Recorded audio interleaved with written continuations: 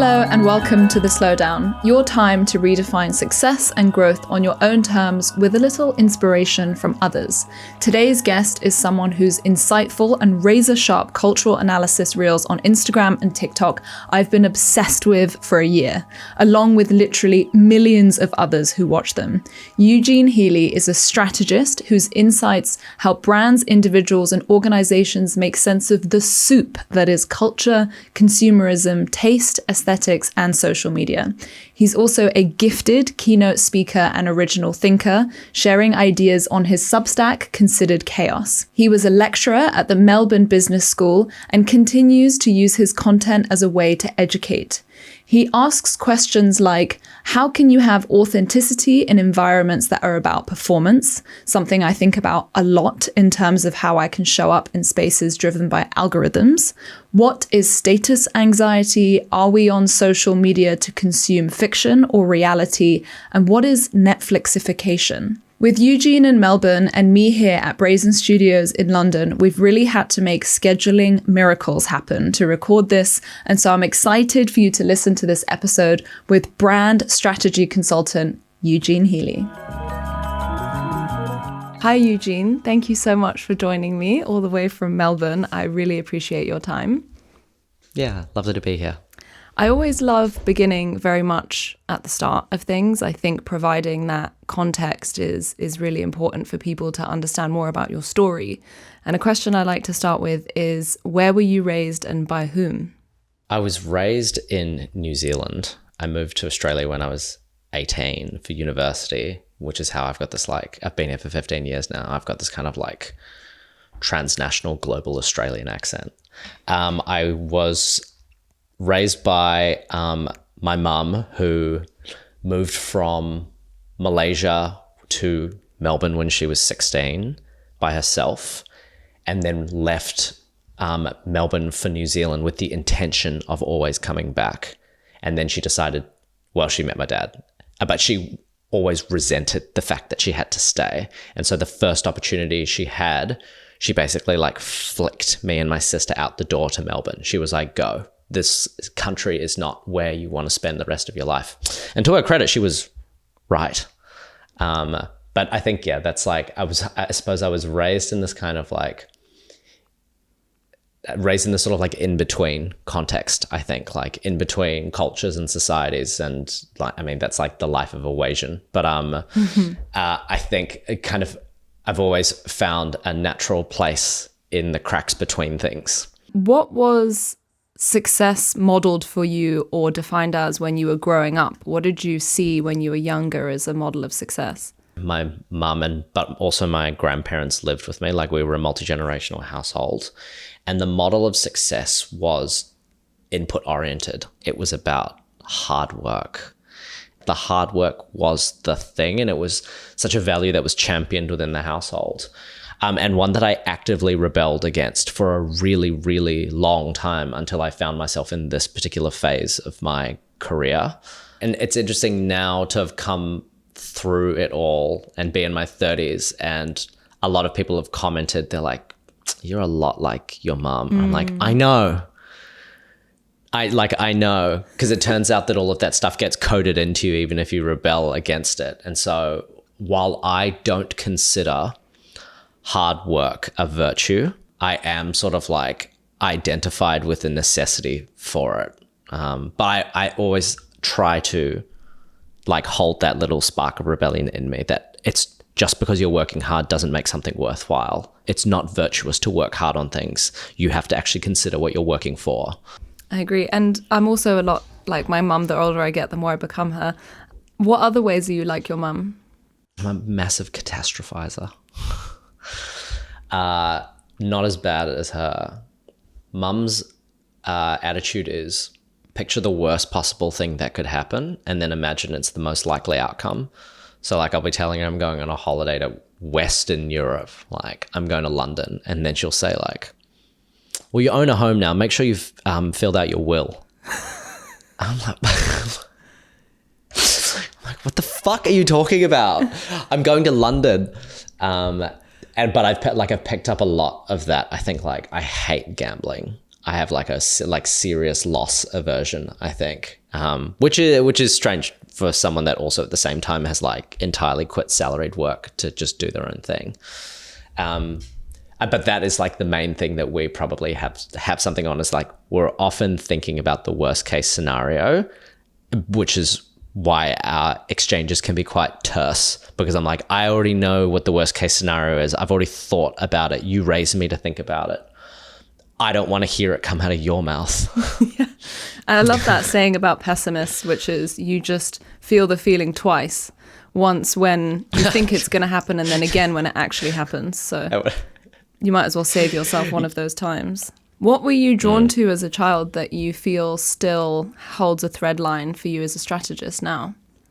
I mean, there were a couple things. When I was young, I was like over-identified with my intelligence. I liked the idea of being precocious. So that was like one element that I really was just like the most annoying child that you can imagine, in particular in school.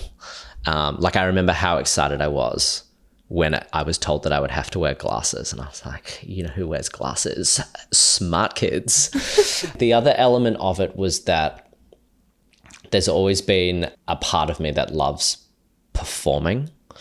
So I'm really, really glad that I was too repressed as a teenager to have joined a drama class, because I probably would have ended up as a theater kid.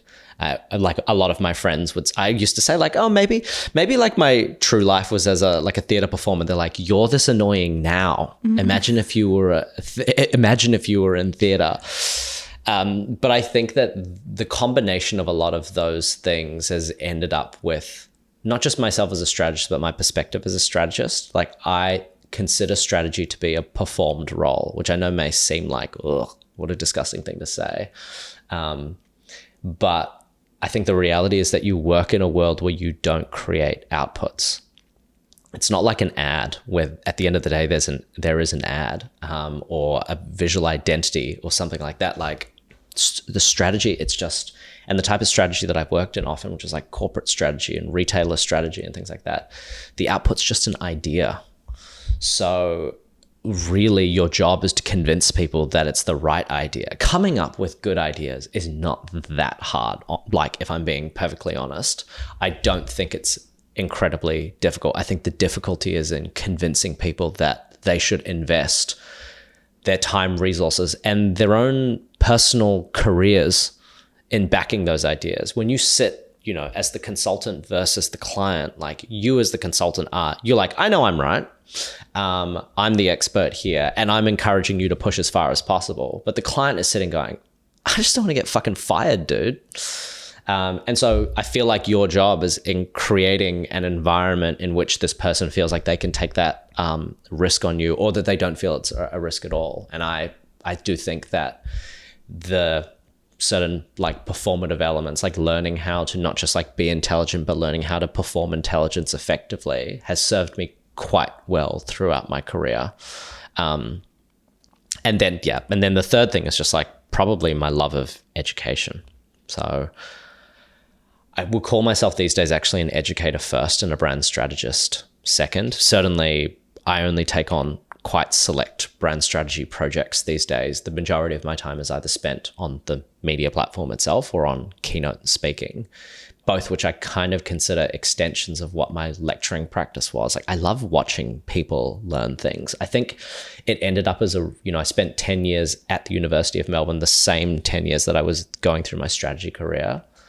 And it was the perfect foil to the strategy career, which was really, could be quite intellectually stimulating, highly conceptual work. My old strategy boss used to say, it's the only job in the world where you get to create intangible value, but quite alienating.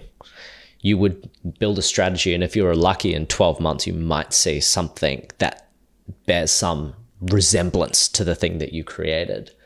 Whereas education's delivered in the moment. Like, they enter the classroom, you teach them something, and then they've absorbed the idea, and then they go on with their lives. You've delivered all of the value in that particular moment in time.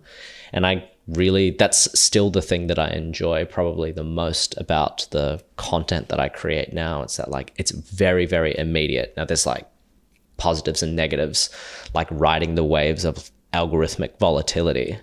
But when something hits, I don't mind saying I like when things go viral, because that means that I've managed to create a concept that is interesting but accessible enough for a broad variety of people to actually be able to engage with. That's the things that really motivate me in my career right now. So many things I want to double tap on there. I've heard you say before that strategy is you're transacting on ideas, not the expression of ideas, which I think is really interesting. And then what you mentioned there about convincing the client being the main part of the job is something I really resonate with as a creative director that runs an agency. So much of what I do is trying desperately not to dilute the idea that we've come up with to the brandified, muddied, kind of dull version of the idea. But before we kind of get into all of that, I was really curious, in becoming a strategist, it's not the sort of thing that people look at their school subjects and go, I want to be a brand strategist. So I'm wondering, where did you find out that was even a job? How did you get that job? How did you know that was a career path possible? And what was your initial career path? I had absolutely no idea what I wanted to do after university. I taught at university for 18 months, but I was still just grasping at things. There was a time in my life where I thought I was going to be an engineer. There was a time in my life where I thought I was going to be an investment banker. There was a time in my life where I thought I might be an accountant. And then I discovered all of those things require quant skills, which I'm woeful at. And it was in my fourth year of university that I met a group of people who are still my closest friends, who are all really, really have gone on to do like the most interesting things with their careers. And it was at that point that I started to fall in love with brands. There's a KFC on campus at the University of Melbourne, KFC Grattan Street. And it's the best KFC in Victoria, maybe all of Australia. And like, I don't know how they've done it. Over the 15 years I've been going there, the chicken is still so fresh. They never screw up your order. Every other KFC screws up your order at least one or two things. They always had the best attitude. And it was at this time when KFC was in peak Wyden and Kennedy era, where they were running a strategy that I really believe is the same strategy that Liquid Death was pursuing nearly 10 years later, where they said, it doesn't matter what the brand actually sells. We can build an entertainment universe off the back of the brand code. So what do we have? We have the kernel, we have the chicken, we have the bucket, we have all of these, and let's just transpose them into as many environments as possible. Let's do a collab with Crocs and make KFC Crocs. That doesn't sound that outrageous now. In fact, it sounds played out now. But 10 years ago, that was like cutting edge brand building. They were doing KFC video game consoles, KFC prom corsages. They pitched KFC on ice. They had a KFC video game collaboration. All of these like crazy subcultural extensions that were getting them into all of these different conversations and earning them a shitload of media at the same time. But all I could think was like, they're having so much fun with this brand. And of course, I loved the product very dearly. And I thought to myself, like, maybe there's something in this. I never really liked advertising, but maybe there's something in like the conception of these ideas that might be interesting to me. And then a friend actually recommended brand strategy to me.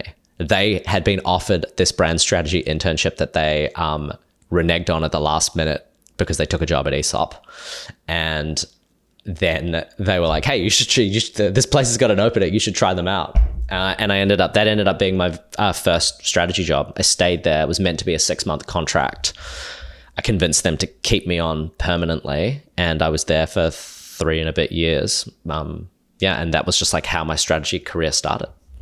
And then you've recently gone freelance, so started your own consultancy business. I work with a lot of freelancers. I know it's difficult to make that job from comfortable agency life into doing it on your own. Why did you decide to shift into having your own consultancy? There was a point that I'd hit in the agency that I had been in where I was starting to plateau a little bit, but I was also feeling that I was starting to just like, I'd learned everything that I needed to from this place. I'd also plateaued in my teaching career. Like, to be honest with you, universities don't care about teachers, particularly ones that don't have PhDs. They care about publishing metrics. And so I thought to myself, like, if I want to advance, the first thing that I need to do is actually create a portfolio, because I honestly think strategy portfolios are really flat. Oh, I did the brand strategy for this. I did the brand strategy for that. Sure. Like, no one believes you, especially if you're only like 32 years old, right? So I said, I'm going to build a living portfolio that shows my thinking when I can't actually show the work itself. And I started making before I had a clear idea of where I wanted to go with that. And it was about 6 weeks in when people started soliciting me for work. And I was like, oh, maybe there's a business in this.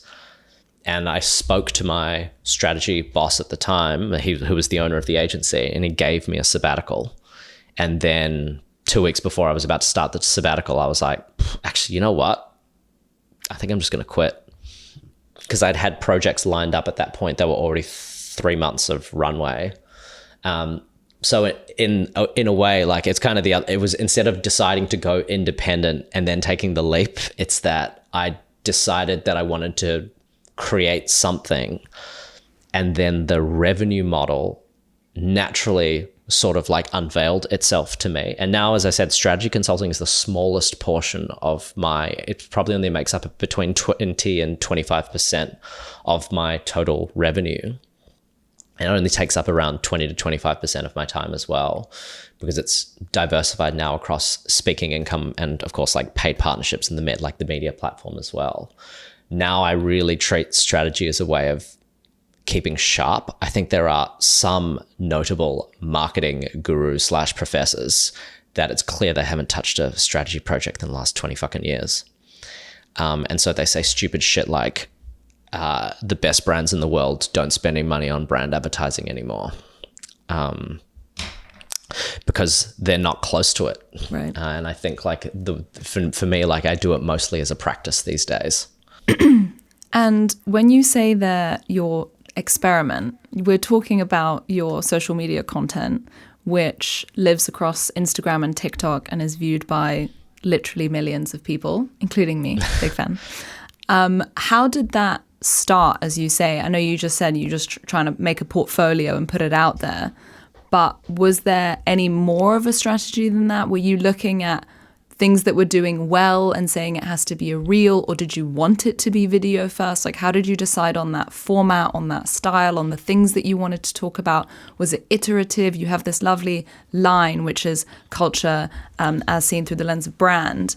Was that also something that came immediately or later as you started to refine the approach? Everything was developed emergently, and it was done so because up until that point, I'd been the type of person that could never do anything without a destination in mind.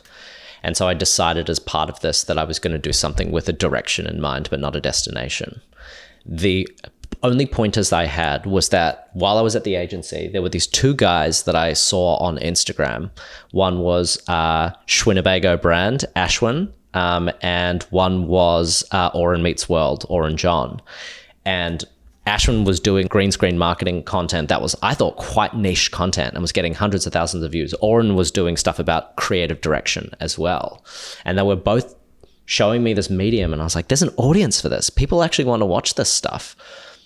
What might I do? So the green screen content was kind of natural for me because I just treated it like an extension of my job. It's just that the slides that I use are now 9:16 instead of 16:9. And I, at the beginning, was doing very generic strategy content. What is an insight? What makes a real brand strategy? And then there were also a couple of insights from some campaigns that some strategies that I'd worked on over the course of my career. And the first one that I made was this one called The Death of the Millennial Brand, which was an insight that a bunch of clients had come. They're like, hey, we want you to modernize our brand for us. We're thinking like, we like stuff that's like Go-To by Zoe Foster Blake, and we like Casper mattresses, and we like this, and we like that. And there was all of these designs that I was like, this is like the millennial brand aesthetic. And it worked for brands in their time, and it may still work for the brands that have already established market share, but it's not going to work for you to ape these design codes and these brand building codes. The world has moved on. And so I made that video. I thought those insights were not that warm. I thought those insights were maybe a year or two old. I was wrong. That video was the first video that I had that hit over 1 million views. And that was when I learned the things that you may think are prosaic insights are prosaic only to you because you're so deep in it. And the rest of the world is not nearly as clued in.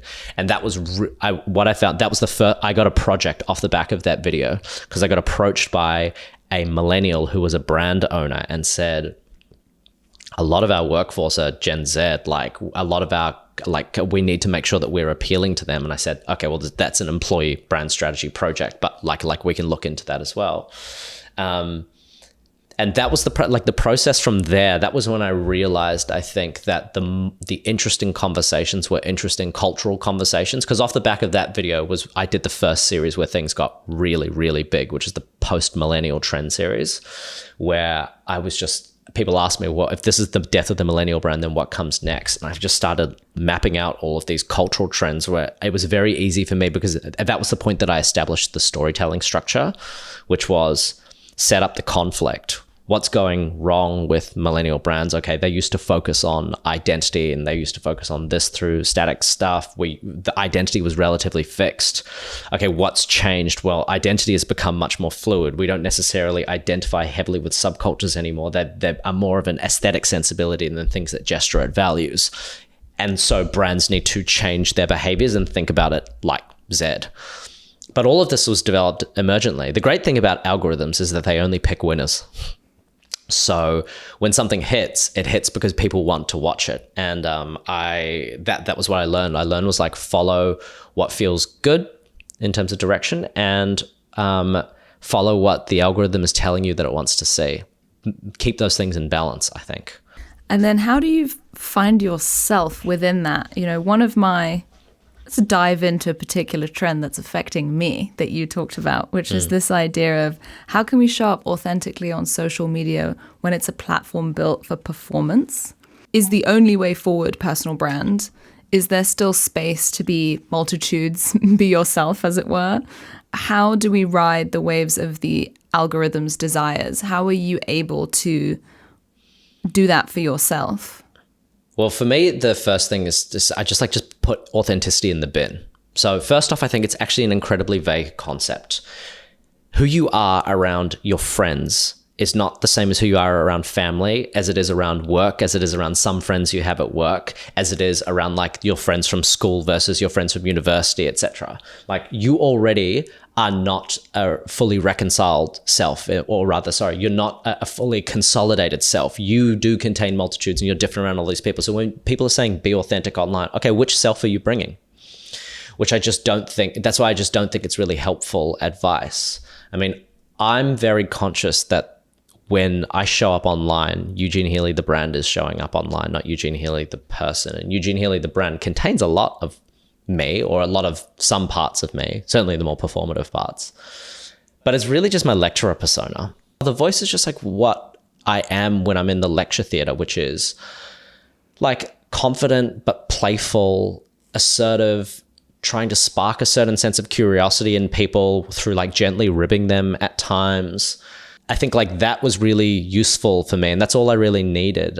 Trying to think about how to show up authentically, I think just leaves you become too self-referential, and you chase yourself down rabbit holes. It's really just as simple as like, what feels good for you to talk about? Do you enjoy talking about those things? And following that direction is the easiest and the most intuitive advice that often ends up being the most effective as well. Yeah, I've found as well that as soon as I went from, and we were talking about this earlier, you know, creators that put their entire selves online is very invasive and you feel like you're being watched the whole time. Whereas when I started this podcast, I went, actually, I'm going to go from sharing my sort of life updates to just focusing on the themes of this project. And then it feels more educational. I feel like I'm sharing insights of ideas that I have. It really feels like your style and your personality, but you're not talking about, you know, your brother or your sister or your parents or personal things about yourself. Is that a place where you're able to then stay more sane if, like, I don't know, negative comments come in because it's not really about your personal life? Why do we share our personal lives online professionally versus personally? if we're going to be clear about it, people do it because they're trying to establish a parasocial relationship with their audience. And that is going to make that audience more sticky and more loyal. They may say we're trying to build a community, etc., and I'm trying to share vulnerability. But as I've written in The Guardian, vulnerability is an aesthetic that is performed for the camera. Correct. I've seen that so much recently. Yeah. Exactly. Like filming yourself. That's the thing. Everyone can imagine the paradox of like setting up the camera to film yourself crying into the camera. Like how could you possibly capture that moment? But we watch it anyway. And there are some I've spoken to some creators and business owners who say we know it's fake, but it performs really well on the algorithm. But I think there is this, if we take that what we're trying to do is build sticky relationships. The idea that the only way to do it is by sharing bits of your personal life, or at least the performance of your personal life, is really derived from an older version of social media, which was that it's a person-to-person thing, and people are just coming to be like, watch Kim Kardashian do her thing, whatever, lifestyle influence. The era of influence that we're in right now, like especially I think as people are spending less time on television and more time on social media, they're demanding more of social media. That's the whole reason that people like me can exist in the first place, is because they're looking to learn things.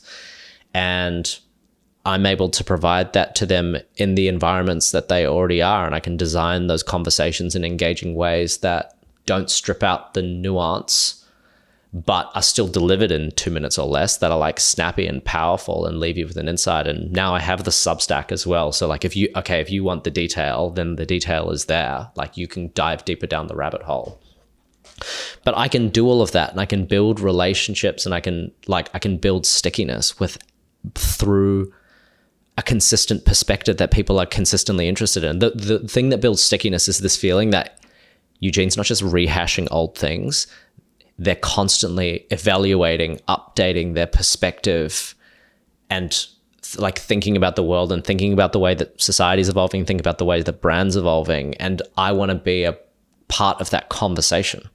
As you say, and they'll continue to come back for as long as my perspective is good. Yeah. Hopefully. Yeah, and as you say, people want to feel smart, and they want to feel like they're being talked to as intellectual, smart, capable adults. And quite a lot of social media feels dumbed down and oversimplified, and actually having someone like meet you intellectually is really interesting, which is why I love your videos. But to sort of play devil's advocate / your pessimistic mother in this, my concerns are, number one, if all we want is personal brands, and everyone's a personal brand selling a non-essential product, intangible products, I wonder, as the meme goes, what are we going to eat? Like, we don't need more podcasters. What are we going to eat? And, do we need more life coaches and doulas and spirit guides and facilitators and speakers? And then number two, what happens when all we care about is clicks, views, money, celebrity? I watched the Bonnie Blue documentary last year, and she seems to be pathologically obsessed with subscribers. And so meanwhile, art institutes are starting to exhibit artists based on their social media following, ability to draw in a crowd. And so what I'm seeing is this pandering to the masses and the algorithm, which is leading to this blandification of culture. And it used to be that artists led the way. They were like, this is cool, check this out. Whereas now we're following the algorithm, which plays into what the masses might want / it's this weird world. And so those are my sort of pessimistic thoughts. I'm wondering what you think about that. Yeah, I think there are a lot of people who are much smarter than me that have had conversations around algorithmic flattening. Like obviously Kyle Chayka and Filterworld, which was like probably there's very little more to say than what was said in that book. I think it was just such an excellent summary of the kind of like the pathology of society that's been algorithmized. I think I've seen a number of conversations throughout the year that have been talking about the role of counterculture. And I think there is, and I've got a Substack about this coming out next year. I'm still finalizing my thoughts on it. I think that there is an emerging counterculture that is specifically about invisibility, that defines itself against the mainstreaming of cool, I think. But I think that the key thing is that it is like the defining value of the movement is about non-discoverability, or at least friction in discoverability. So if these conversations are happening, they're just not happening online. And that becomes, I think that becomes the interesting tension, is online is where we increasingly go to discover things. So how does this movement gather momentum while actively resisting this kind of like discoverability mandate? I don't have an answer for that, by the way, but I think it's, you know, there's this person called Patrick Coe who wrote a rebuttal to, it wasn't a rebuttal, but it was, in some ways he was talking about how like I'd made a video more than a year ago saying like subcultures are dead, like the coreification kind of killed the subculture. And he lives in Hong Kong. He was like, no, it's not, dude. Subcultures are alive. Like, you're just not looking for them. They exist below the algorithm.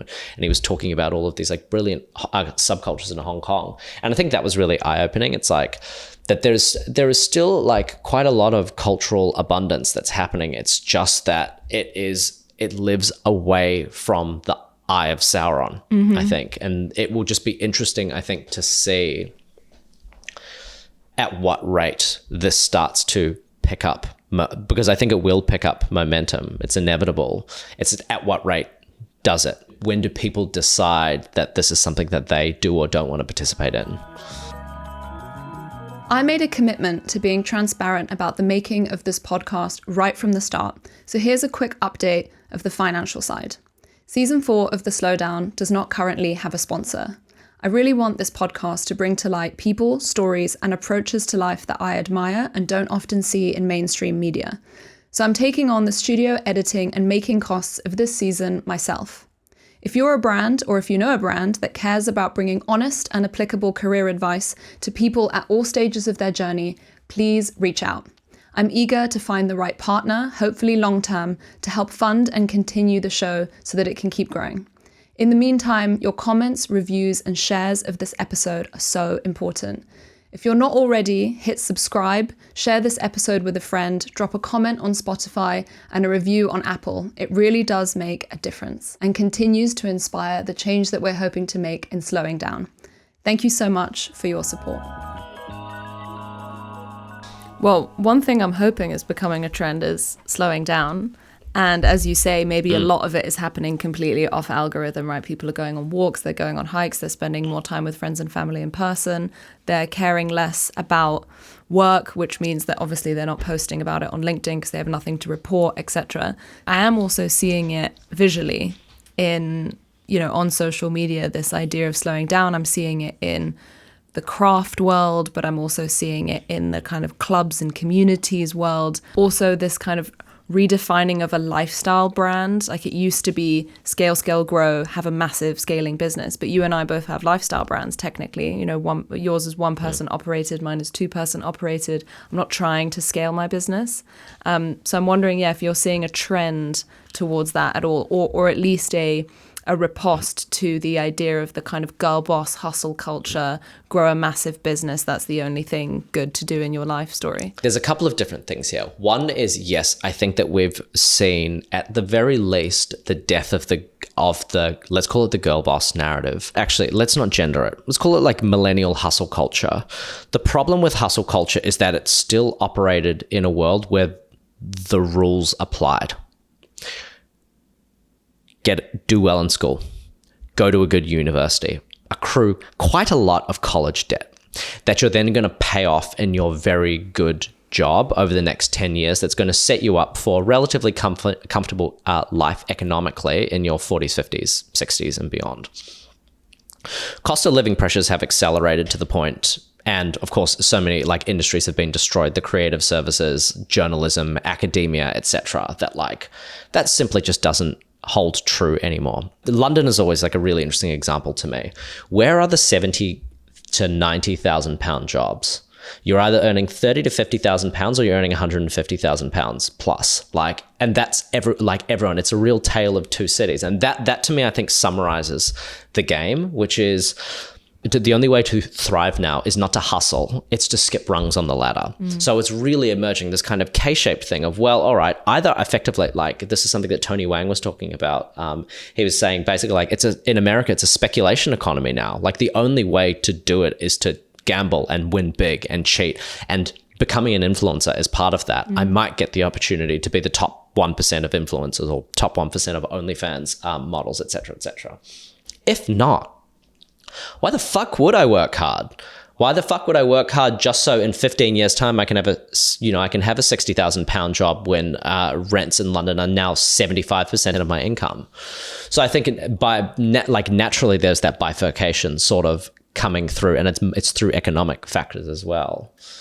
The point around the slowing down that you're seeing though, I think there is a real paradox in it, which is that we still have not managed to shake off the performance.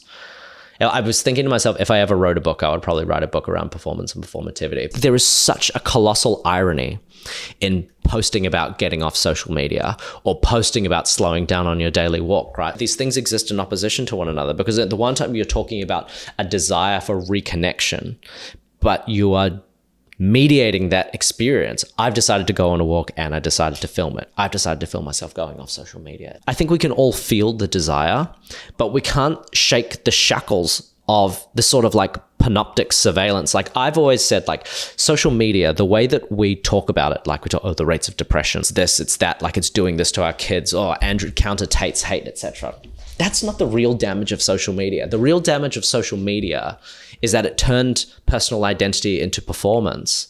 And we all look at ourselves in the third person. Like we all think about ourselves through the lens of like, if I was creating a movie, the movie of my life, what would the movie of my life say? Like, how does this event make me look? How am I perceived by the outside world? Until we can shake that, like we're never actually going to be, I don't think we're ever going to be able to really slow down, because the mandate within this idea of performing one's own life is really about ruthless self-cultivation and self-optimization. So that's the opposite of slowing down. Yeah, I think one of my pet peeves is those posts where people say, hey, just to let you know, I'm going to go offline for the next 3 days, taking a silent retreat. Just go on the retreat, bro. Like, I don't Fuck off. Just go. You don't have to tell me. It's so weird. This performance. And then, to your point, like I see a lot of, I guess my algorithm is feeding me a lot of people who are in the craft world or in the kind of hike world or whatever. And they, again, obviously they're filming themselves doing these things. But I guess I see it a bit like your work as like education, setting an example. And then there's lots of people who are doing it themselves, who aren't posting it on social media, right? I think I get a lot of messages from people who have completely blank profiles, who don't post at all, but they're kind of watching some of what we're sharing, and it feels inspiring, I suppose. Yeah, and I think for me as well, as part of this, I try to be judgmental of the system rather than the individual. I think, again, to go back to the economy, we live in a world where 90% of us these days have a boot pressed pretty firmly on our neck, and you need to ruthlessly optimize yourself for a chance at economic security in the Western world. Like I said, either you get a really good tech or finance job or a really great government job, or you gamble. And what do people have to gamble with if they don't have economic capital? Themselves, their personal brands. So I try not to be judgmental of the individuals that are doing it, despite all of the things that I just said. But I think it is a recognition that what we have to shake off is the grand social idea of this performance that we're in. And like until we can shake off this idea that I need to perform, like nothing is going to change.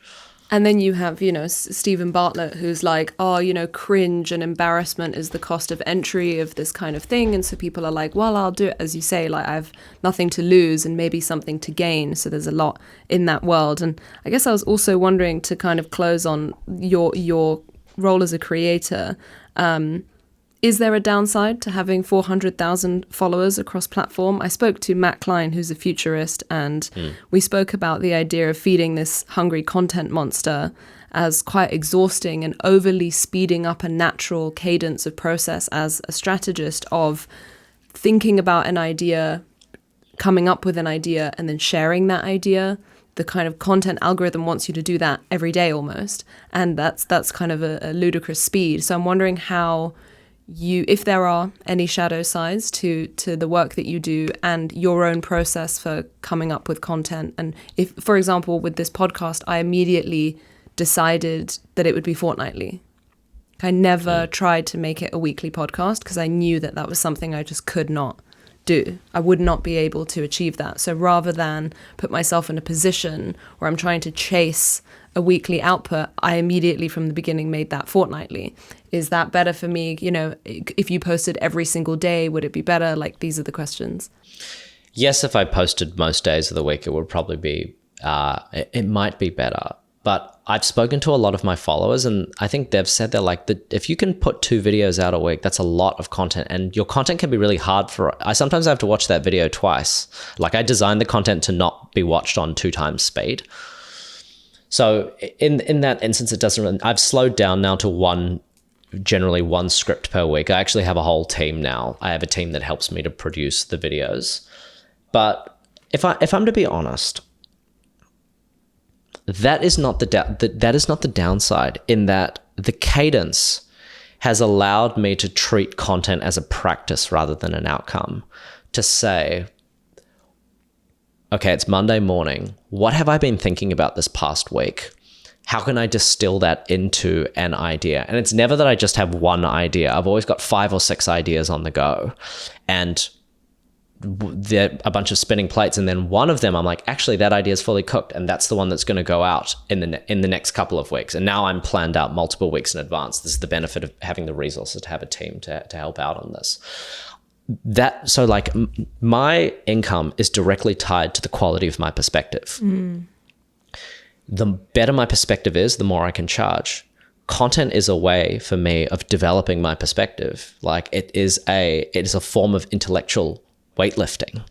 And so I don't consider necessarily that a downside, because content is so easily duped as well. Like, I've spoken with other creators about it. They're like, oh, so-and-so took my format. They did this, they did that. I figured out what hit in the algorithm, and then they just started doing that. They're like, do you have that problem? I'm like, no, not really. Because I'm already onto the next idea. Like, I'm consciously trying never to rest on my laurels. And there's a lot of it that I actually enjoy as well.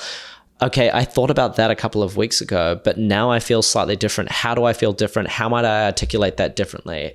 And that process, I think, is immensely helpful for me. The downsides are that being a creator means living through this like myth of constant availability and perpetuating it. You're in a relationship with the audience, and it's very, very hard to...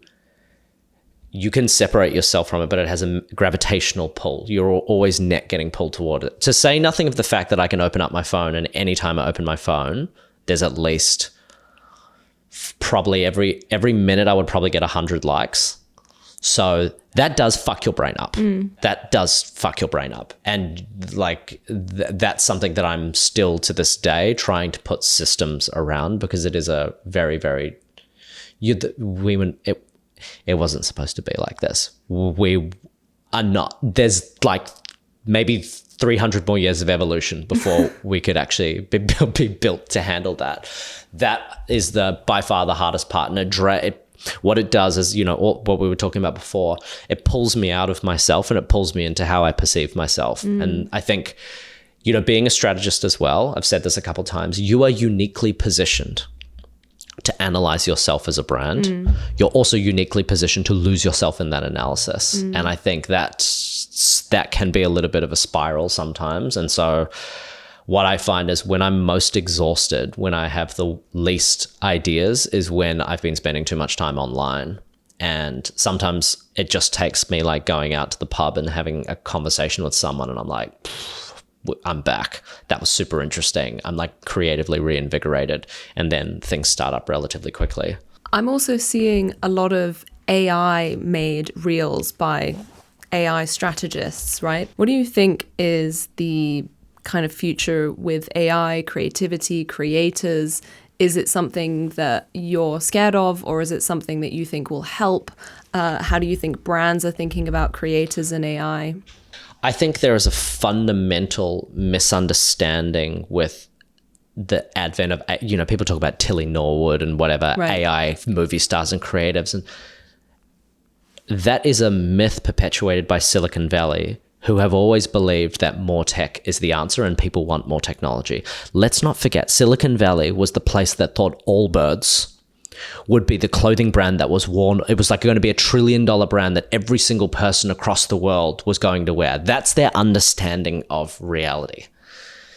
And what makes a creator special is the affinity and stuff that they're able to build with the audience. No one wants to build a relationship with a bot. It's the same reason that nobody believes AI art is art. There has to be a ghost in the machine. There has to be a trace of the artist and the artist's intent. And AI is a composite. It's a collective. It's soup. People don't want to follow soup. They want defined perspectives. That's why people come to me. It's not that my production quality is good. I'm pulling images from the internet and talking over them for 2 minutes at a time, which is really long on social media. They're just there to listen to my perspective, I think. Do I think that artificial intelligence is going to become a massive part of the creative services? Yes. I've gone on record many times and I will continue to do so. I've seen the tech. It is completely flattening the value of technical knowledge and expertise. I think it makes, it makes the power of personal brand even more important. I'm very, very glad to have started my platform when I did, because strategy, the way that it's going, feels like there's only really 3 futures for strategy. Is either you become a volume shop, you become a IP shop where you develop systems and you develop products, like systems that allow you to scale things, and you develop your own brands, or you go the human craft, high touch, low technology angle. That is going to make up 5% of agencies. You have to have a really, really defined perspective to be able to do that. And that's not something that AI can do for you. It can work as a sparring partner, but eventually, I can't remember where I read this quote. Someone said AI is the regurgitated past presented to us as the future. And eventually, creating a perspective is having a point of view on what the future looks like, and having a point of view on where your place in that future looks like too. You can only get so far with something that can only present the past to you. It makes me think about the internal contradictions that we now have with brands, with culture and their audiences, brands internally, Coca-Cola, and they're polluting, but they're trying to tell people that they're not, so greenwashing. Or skincare brands that are like, oh, we're selling you this product to help fix your skin, but you're actually just making women more insecure. As a strategist, have you ever worked with a brand where there is a contradiction in what they're trying to do, and how do you help brands with internal, so be it employee contradiction or external contradiction? Does that make sense as a question? It does make sense. I'm just trying to think through this answer carefully, because I've worked with some brands that are, for instance, large carbon emitters, and I remember at the time that project was about creating not just an external brand narrative, but an internal company narrative that would help it to see itself through the transition. Where it was what is this thing that's going to allow us politically to envisage what the solution looks like and what the future in this, whether it's distributed energy generation or renewables, etc. In the end, you're a brand strategy consultant. You have to accept you have a relatively small place in the scheme of things. I generally try to think about it more from my own perspective as well, as a creative and a marketer. Can you create something that feels like it makes some kind of contribution to public space or public conversations, or at the very least doesn't deplete it? Can you create ideas that you consider to be personally compelling or beautiful? Understanding that the job, like I always say, I'm a cosmetic surgeon for capital. More than a designer. A designer might you might do the visual stuff, but when you're a strategist, you're changing the idea, changing the way that this entity, which is not a human being, shows up in memory structures. And you kind of have to accept that that's the job, and you made that trade because you were too cowardly to be an artist. you have to work through your own, and I'm not being an advocate for like moral relativism here, but like you have to work through the contradiction that you hold internally. Like, what is the thing that I can do within this that still makes me, like, where when I see it out in the world, I'm like, cool. Like I was a part of that. And that's like, I found that like personally like meaningful to bring that into the world. That's all I can say. Like, I feel like to say more is to say that the strategist is the philosopher. Like, no, we're the servant of capital. That's the job. This is such a great answer, actually. Thank you. I really see your work as an educator, and I was wondering what you hope viewers take away from your videos. Is it a renewed sense of critical thinking? Is it pattern recognition across culture? Is it a reminder to not take things too seriously because they sit in a very complicated cultural context? What do you hope people take away from watching your videos? There's a couple things. I think like one is just, and this is a comment that I got very early on from a friend. They're like, you know, they think all of my content is overly simplistic, but they were like, you're helping people to understand why they feel the way they feel. So I think that's a big part of it. Like, what I want people to do, to experience coming out of this, whether you're a marketer or not, is just get a little bit closer to understanding the forces that are at play upon you. And I do it and try to do it in a really playful way. So I try to make like my content fun to consume as well. And that was certainly like what I did in the lecture theater, where you've got like 3 hours and you're like, no human being's meant to pay attention for 3 hours. Put on a show. So you kind of use advertising techniques there. I think I want people I really want them to learn more about the world and learn more about like themselves and their place within it as well. Obviously, like I do still find brands interesting to the extent that they interact with the world. So I don't find brands on their own interesting that much anymore. I think I'm past that point in my life. But I think desire is interesting. And I think like people and culture and society is interesting. Desire is the thing that I find particularly interesting. Brands are interesting to the extent to which that they can tap into a desire, or they can help to unearth. And the most successful brands are the ones that own a particular desire. You know, like McDonald's owned family, familiarity, consistency for many years. And it also owned the kind of like underlying narrative of American globalist capitalism, like, which was never what the brand actively said in any of it. But it owned that expansionary narrative of like consumerism across the world. Optimism as well. Things are getting better. Incomes are getting better, etc. Like, I think that was really interesting. And I just want people to be able to learn about these things. And I feel smart. Like, I think there is a gap between really, really smart people who are frankly too smart. Most strategists, I think, fall into this category. They're too smart for their own good. And I can't remember who said this to me. The problem with a lot of strategy is the tortured genius thing of like, if only everyone could see how smart I am. I'm like, the job of the strategist is not about to show how smart you are. It's to make everyone else in the room feel smart.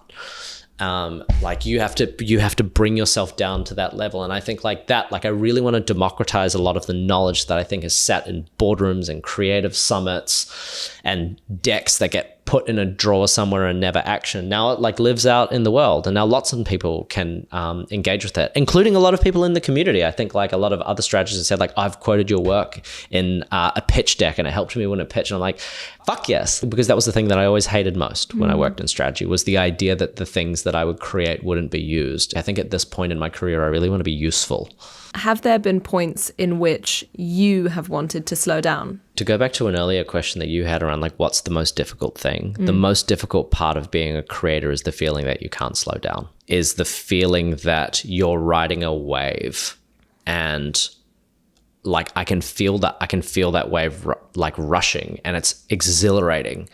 But you get this kind of feeling that if you aren't part of it, that you'll be forgotten. And fortunately, like at this point in my life, I have like boundless energy for this.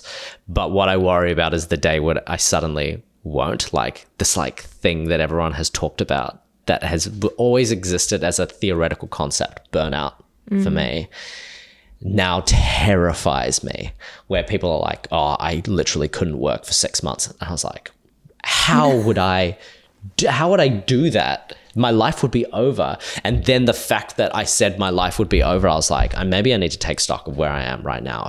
If I'm so over-identified with work that I would think that my life would be over if I didn't work. Because 14 months ago, if someone said, you can't work for 6 months, I'd be like, fucking fine, dude. That's fine. Like, it's the fourth most important thing in my life.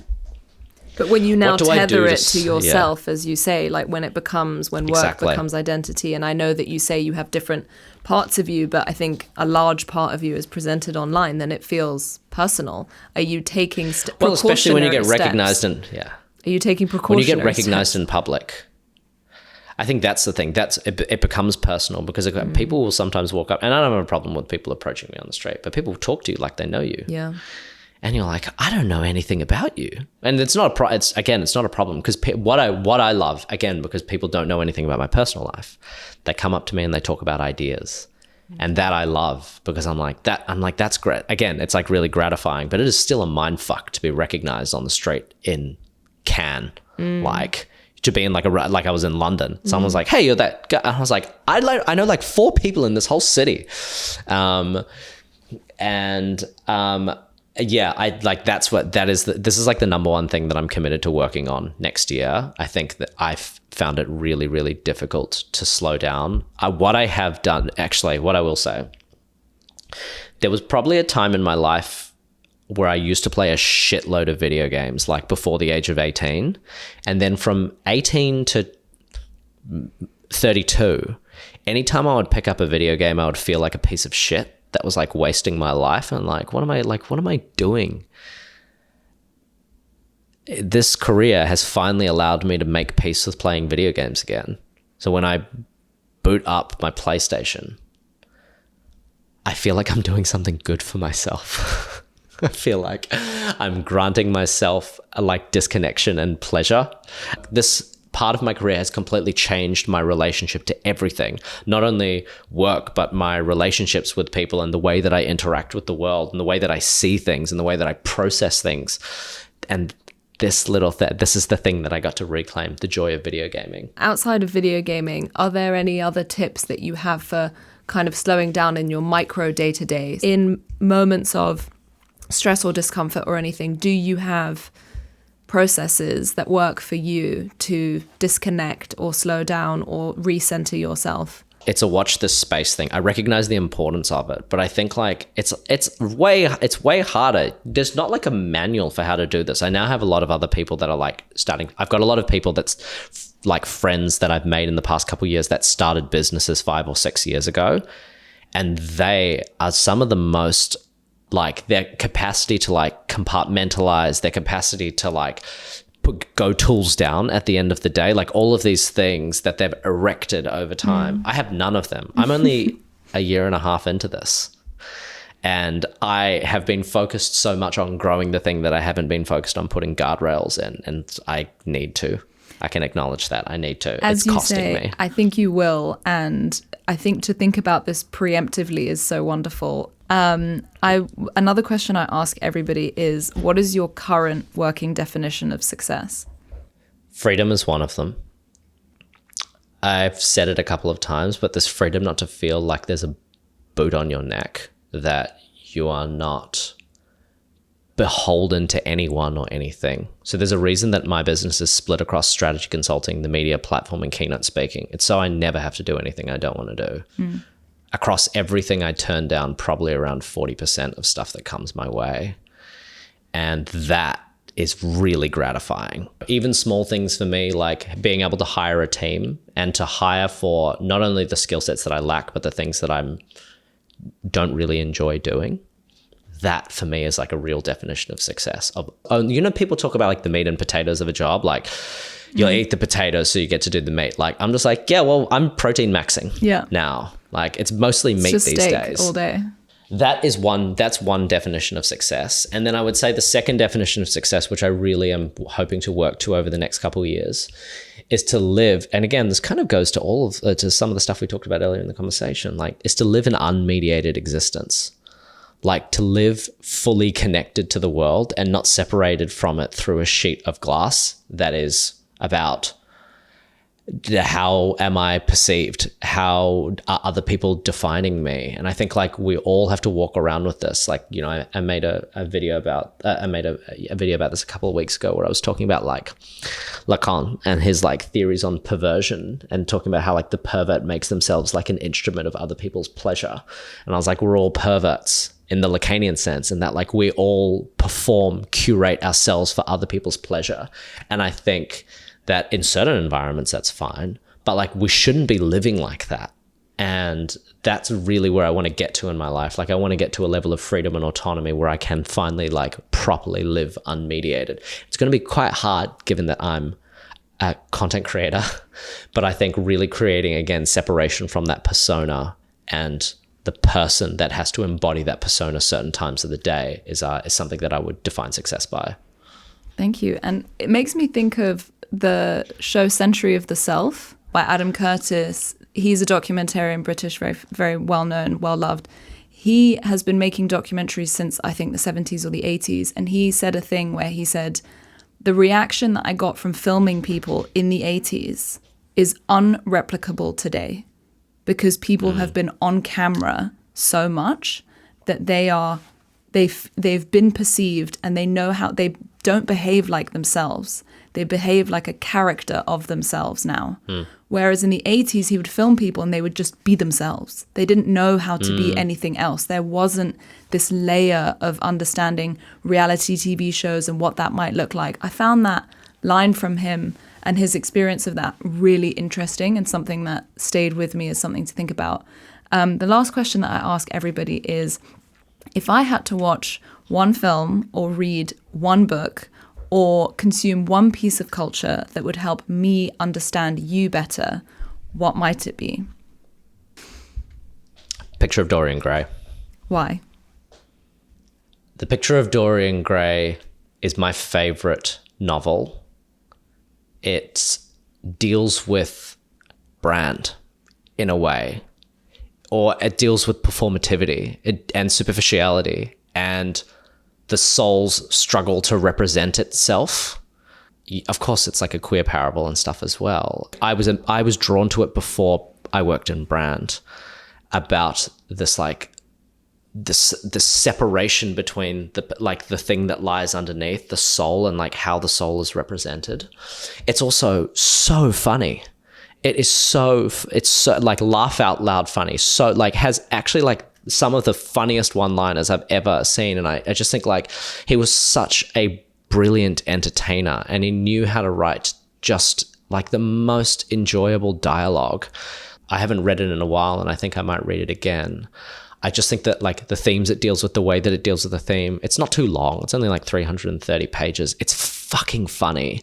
It only has one chapter that drags on a little bit long, but it dragging on a little bit long is kind of the point. And I think it deals with this thing that we all deal with this performed self now, and how we interact with this performed self, and how we come to like hate it, but also be over-identified with it at the same time. It's the perfect book. Thank you so much. I think that's so much food for thought around, the self and how we present and where we present and how we choose to do that, and just a little bit of a kind of foreboding, be careful narrative that you're yet to discover yourself, but you're already kind of preparing yourself for like, oh God, if this leads to burnout, maybe I need to set some guardrails.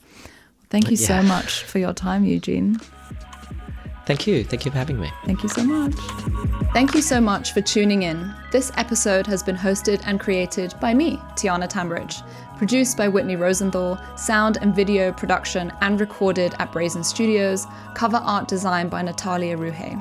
Please subscribe to The Slowdown to be notified of upcoming episodes, tell a friend, and leave a review. It really does help a new podcast like this get out in the world. And remember, we're all heading to the same destination, and there is no prize for getting there early, so we might as well slow down.